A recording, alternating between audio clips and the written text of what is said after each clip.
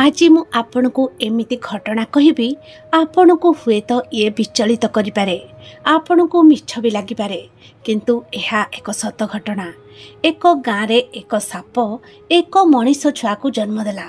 जेतेबेले गाँ लोक माने सेई भली दृश्य देखिले तो समस्ते प्रथमे आश्चर्य हो गले आउ भयभीत होई जिए जुआडे धाइबाकू लागिले। किंतु एमिति एक साप केमिति एक मनीष छुआ को जन्म देई पारे। से साप जेतेबेले से छुआ बड़ हैला ता सहित एमिति किछि कला आपण सुनी मध्य आपणक रूम टांकुरी उठिबो। एई घटना जानिबा पई आपणकू जिबाकू पड़िबो नवरंगपुरर 10 पला गाँ को। 10 पला गाँ रे गोटे बुढ़ी लोक रहउथला। ता ना थिला सुमति। तार गोटे पुओ थिला। ता पुओ ना थिला शिवा। से शिवा से मार बहुत सेवा करुथिला। एबे मार देह आद भल रहु नथिला।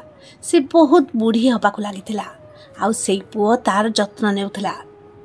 एमिति भावरे से बाहरे काम करी से ता मार जत्न आउ गुजराण मेंटौथिला। से दिने काम करिबा पई जमीदार घर को गला। से जमीदार घरे मन देई गछ पत्र लगाउथाए हेले ता मन ता मा पाखरे थाए। काम सारी से औषध पत्र नहीं ता मा पाखकू जीव ता मा को औषध दब हेले जमीदार पैसा दबाकू मना करदेला। सेथिपई राति सारा बसी शिवा काम रे लागिगला। राति पाही आसुथला। जमीदार ताकू किछि पैसा देले। से पैसा को नेगी औषध किनी घर को फेरी आसिला। हेले जेतेबेले से घर को आसीछि तो ता दुनिया जेमिति उजुड़ी जाइथिला। ता मा खटरू तळे पड़ी जाइथिला आउ शेष निश्वास जेमिति नउथिला। ता मा देहरे कोनोसी प्रकार बल आउ नथिला। से ता माँ को जाई उठेला। बहुत जोर से कांदी कांदी ताकू औषध खुएला। ता हाथ गोड़ मालिश कला। धीरे धीरे बुढ़ी अल्प उठिला। अल्प उठी उठी खनेई खनेई ता पुओ को कहिला कि पुओ रे शिवा रे तते गोटे सत कथा कहबी तू मते क्षमा करदबू। पुओ कहिला कि माँ तू एमिति कौन कहूचु। से कहिला कि बापा रे मु तो निज माँ नुहे मु तते केवल पाळिथिली। पुओटी कहिला कि नाई माँ तू एमिति कथा कहनी तू ही मो माँ। से माँ किंतु एतिकी कही आरपुर को चलीगला। पुओटी ता माँ पाखरे बसी कांदु थाए। पिलाटी ता मार सब सत्कार कर सारला परे से भाबिला कि काहाकू पचारिबो कि से प्रकृतरे काहा पुओ। से गाँ रे थिबा जणे बुढ़ी माउसी पाखकू गला। बुढ़ी माउसी को कहिला कि माउसी मो माँ मरिबा पूर्व कहीदे गला कि मु तार पुओ नुहे। तुमे तो ए गाँ रे बहुत वर्ष पूर्वर अछ। तुमे सत कुह मु काहार पुओ। बुढ़ी माउसी कहिले कि मु एहा जानि नाही किंतु बापा दिने गोटिए पुओ को नहीं आसिला आउ सेई पुओ को देखी तो माँ भी बहुत खुशी हो गले। तो बापा आउ तो माँ तते पालिबाकू लागिले किंतु तू कौठु आसिलु केमिति आसिलु से कथा मु कहि परिबि नाही।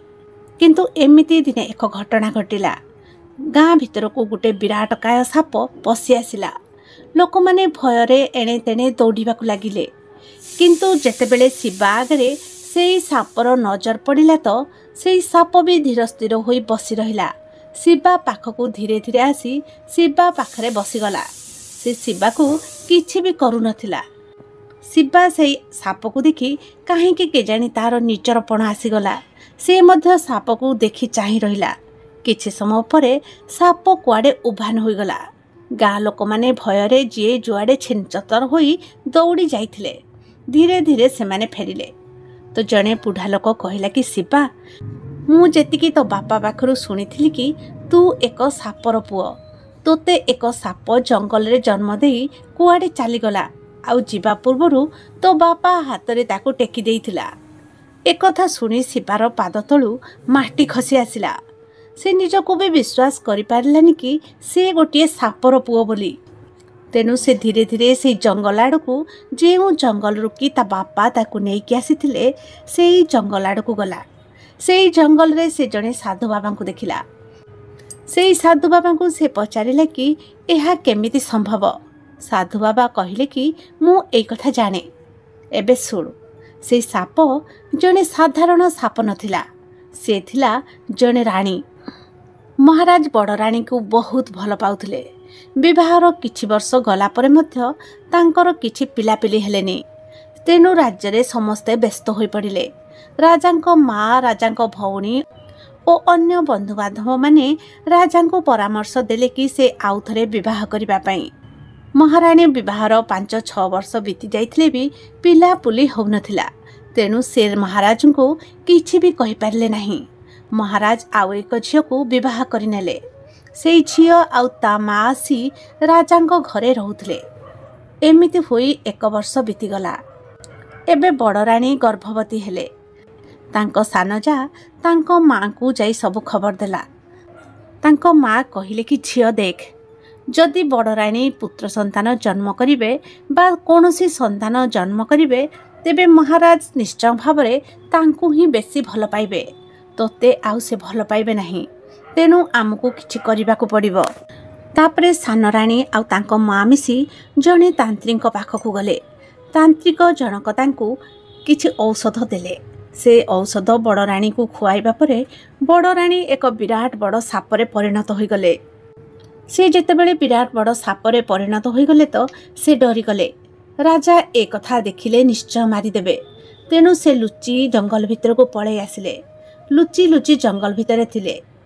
आउ जेतेबेले से एक संतान को जन्म देले तो से तांको पाखरे बा केमिति रखि पारि थांते। सेतेबेले तो बापा एई जंगल रे काठ आनुथिले। से तो बापांका हाथ को टेकीदेले आउ कहिले कि ने एई पुअर जत्न नबु। किंतु जेतेबेले तुमे 2 जण मृत्यु मुख को पळै आसीबो तो अबा मो पुओ टिके बड़ होई जिवो तो ताकू सब सत कथा कहिदब। एतिकी कहिबा परे से बड़ साप से कूओ भितर को डेई पड़िला। तो बापा किछि समय इहाडे सियाडे चाहिए कौन भाविबे। एणु तेणु भाभी से पुओ को धरी से गाँ भितर को आसिले। आउ तो माँ हाथ रे जेतेबेले तोते टेकी देले तो माँ मध्य बहुत खुशी हो गला। ए कथा सबु शिवा मन देई सुनु थाए। तापरे से बाबाजी को पचारिला कि बाबाजी ताहले कहतु मो माँ को मु केमिति से साप को खोजिबी, केमिति मो माँ को से साप रूपरू बंचेई पुणी से पूर्व भली महाराणी करि पारिबी। गुरुजी कहले कि ए कथा केवल तुमे पारिबो। तुमको मु एक मंत्र दउची। से मंत्र जाई से जगह को जाओ। जेतेबेले तुमे से मंत्र पढ़िबो से तांत्रिक निजे ही व्यस्त होई जिवो। आउ सेतिकी बेले तुमे ताकू मारिदब। तुमे ताकू मारिबा परे तुम माँ को तुमे निश्चय फेरी पाइबो। से एक मंत्र देले। आउ से घोर जंगल भितरे शिवा चालुथिला। शिवा चारिआडे घोर जंगल भितरे न खाई न पी अंधार भितरे चाली चाली बहुत कष्ट पाउथिला। हेले तार एकमात्र लक्ष्य थिला कि से केमिति हेले भी ता माँ को बंचेइबो। शिवा चाली चाली जाउथबा बेले एक पंख भितरे पसिगला। से पंखरु से बाहर को बाहरी पारला नहीं। से बहुत विकल रे चित्कार करी डाकुथिला। किंतु घोर जंगल भितरे किए बा सुनी थांता। सेई समय एक पारा एक रस्सी धरी ता पाखकु चली आसिला। रस्सी की गोटे गछरे बांधिदेला। एबे से पिलाटी रस्सी को धरी ऊपर को उठिबाकु लागिला। तापरे से धीरे धीरे उठिबा परे सेई पारा उपरे बहुत खुशी होई गला। आउ ताकु गेल करिबाकु लागिला। ता सहित किछि बाट जिबाकु मध्य लागिला। एबे बहुत शोषरे ता जीवन जेमिति बाहरी जाउथाए। शिवा पानी पीबा पई चाहिला। कूओ पाखकु गला तो सेठी बहुत साप थिले। से चाहि मध्य पानी पी पारु नथिला। ताकु साप माने खाइबा पई गोड़ेई आसुथिले। ठीक सेतिक बेले से पारा को कहिला कि मोते किछि पानी पीबा को मिलिबो कि। पारा ठीक कला कि से निजे बाल्टी रे किछि पानी आनी धीरे धीरे आसिला। आउ शिवा सेई पानी को पीला। पानी पी सारिबा परे सबु साप माने सेइठु कुआडे उभान होई गले। एहा देखि शिवा आश्चर्य होई गला। पक्षीटी किछि न कही खुशी मनरे तार उड़ी गला। एबे शिवा जाई सेई तांत्रिक पाखरे पहुंची गला। आउ गुरु देइथिबा मंत्र को जोर जोर रे पढ़िबाकु लागिला। जेमिति शिवा मंत्र पढ़िबा आरंभ करिछि तो तांत्रिक व्यस्त होई गला। सेतेबेलकु ता माँ साप मध्य ता पाखरे पहुंची सारिथिला। एबे शिवा त्रिशूल उठेई से तांत्रिकर मुंड गंडी अलगा करदेला। जेमिति तांत्रिकर मुंड गंडी अलगा होइगला तो सेई सापर मध्य मुंड गंडी अलगा होइगला। आउ सेई भितरु सुंदरी रानी बाहरी आसिले। जेतेबेले से ता माँ को देखिला तो खुशी रे जाई भिड़ी पकेला। ता माँ भी ता पुओ को धरी बहुत जोर जोर रे कांदिबाकु लागिला। एबे माँ पुओ दुहें राजमहल आड़क बाहरिले। जेतेबेले राजमहल रे पहुँची शिवा आ महाराणी सबू कथा महाराज को जनइले तो महाराज भीषण रागिगले। से सान राणी पई से तांको एते सुंदर पुओ आ बड़ राणी को से आजी पर्यंत हरैथिले।